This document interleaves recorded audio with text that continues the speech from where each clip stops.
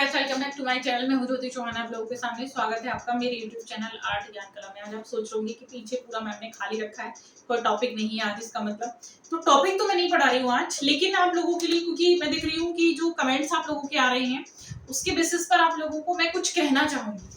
कहना मतलब मैं देख रही हूँ कि बाकी ये दुखद एक चीज है कि जो आप लोगों का प्रोसेसर अभी चला केबीएस के थ्रू कि बीएड डिमांड की गई है।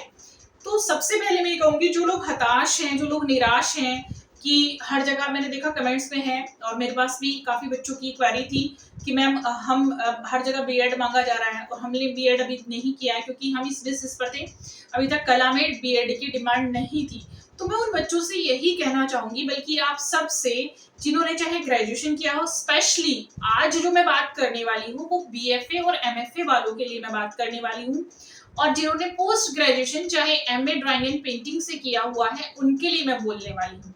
तो special for first priority is MFA and BFA आप लोगों के लिए। देखिएगा, एक चीज है वो ये है कि जो लोग यहाँ पर आंदोलन अभी कर रहे हैं कि बीएड जो है हटाया जाए, तो मैं ये कहूंगी आप सब लोग भी जाइए।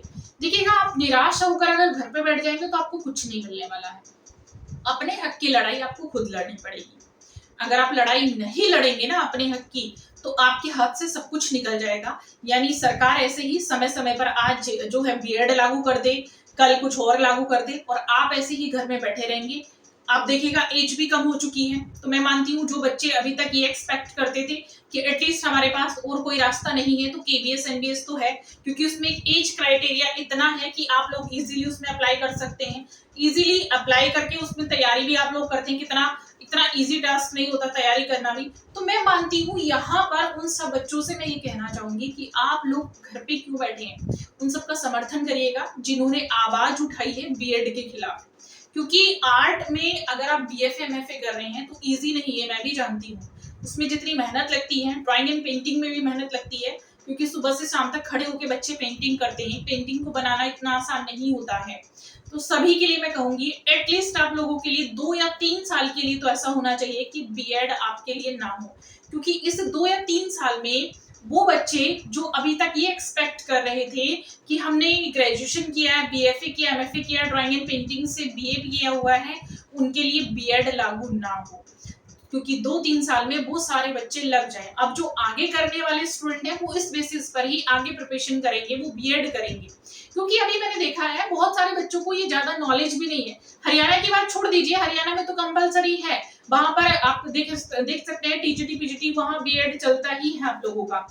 तो यहाँ पर अगर मैं बात करूं तो यहाँ बाकी किसी वैकेंसी में नहीं था, पहले कोई नोटिफाई नहीं किया गया आप लोगों को, लास्ट ईयर भी आप लोगों को ऐसे ही बाहर कर दिया गया। तो कब तक आप बाहर होते रहेंगे? कि हर वैकेंसी से आप बाहर निकलते रहेंगे आसानी से? आपका हक है, अपने हक की लड़ाई लड़िएगा, जाकर अपने हक की जो आपकी जॉब है वो मांगिएगा सरकार से, उन सबका समर्थन करिएगा।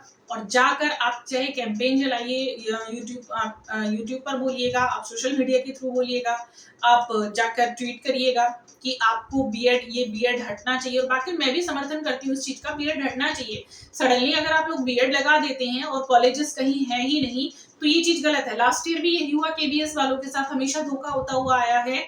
और मैं मानती हूँ स्पेशली मेरे ड्राइंग और पेंटिंग्स वाले बच्चों के साथ भी ये धोखा होता है। वो एमए इसी बेसिस पर करते थे, एटलीस्ट उनको केबीएस में जॉब मिल जाएगा, क्योंकि वहां पर अभी तक 5 इयर्स की क्वालिफिकेशन चली आ रही थी। सडनली कोई आकर आपको ये कह दे कि नहीं, अब 5 इयर्स नहीं, आपको एमए नहीं लिया जाएगा, अब आपको बीएड दिया जाएगा, तो आपको कितना दुख होगा मैं समझ सकती हूँ। तो जाइएगा, बिल्कुल जाइएगा, और चाहे किस तरह से भी आपको, मैं मानती हूँ कलेक्शन करिएगा, कैसे करिएगा, किसी भी वकील को आप लेकर जाइएगा, मतलब कुछ भी आपको करना पड़े, क्योंकि जॉब लेनी है, अपने हक की लड़ाई लड़नी है। थोड़ा सा आप लोगों को यहाँ पर सेक्रीफाई करना पड़ सकता है, स्ट्रगल करना पड़ेगा, थोड़ा सा करिएगा जाकर। लेकिन उससे आप लोगों को अगर जॉब मिल रही है, एक क्वालिफिकेशन में थोड़ा सा अगर चेंजेस हो जा रहा है, चाहे इस साल के लिए हो, तो वो मैं मानती हूँ आप लोगों के लिए बहुत अच्छा रहेगा। स्पेशली देखिएगा क्या होगा अगर इस साल के लिए भी है, तो केबीएस का जो आप देखते हैं जो पैटर्न है और जॉब भी है वो भी बहुत अच्छी है। तैयारी करके आप जॉब ले सकते हैं, यानी जो तैयारी करेगा उसको जॉब मिल जाएगी, तो कोई बुराई नहीं है। आप सब लोग जाएंगे और अपने हक की लड़ाई लड़िएगा, और जाकर हताश होने से कोई फायदा नहीं है। मैं कहूंगी घर में बैठ रहे हैं आप, हताश हैं, डीमोटिवेट हो रहे हैं, बहुत सारे बच्चे हैं, तो कोई गलत कदम उठाइएगा मत। कोई गलत कदम उठाने से कोई फायदा नहीं है। और क्योंकि गवर्नमेंट ऐसे ही हमेशा जो है बच्चों को, क्योंकि जॉब देने का उसका बिल्कुल भी मुझे नहीं लगता पर्पस है। मैं देखती हूँ जितना भी जो भी सत्र आता है उस सत्र में नया ये क्वालिफिकेशन ऐड हो जाती है। आज तक ये आर्ट वालों के साथ तो ऐसा नहीं था, अब धोखा हो रहा है। तो कहीं ना कहीं जैसे आप देख रहे हैं प्राविधिक वालों को 2 साल पहले से डरा दिया गया है कि प्राविधिक आगे नहीं चलने वाला।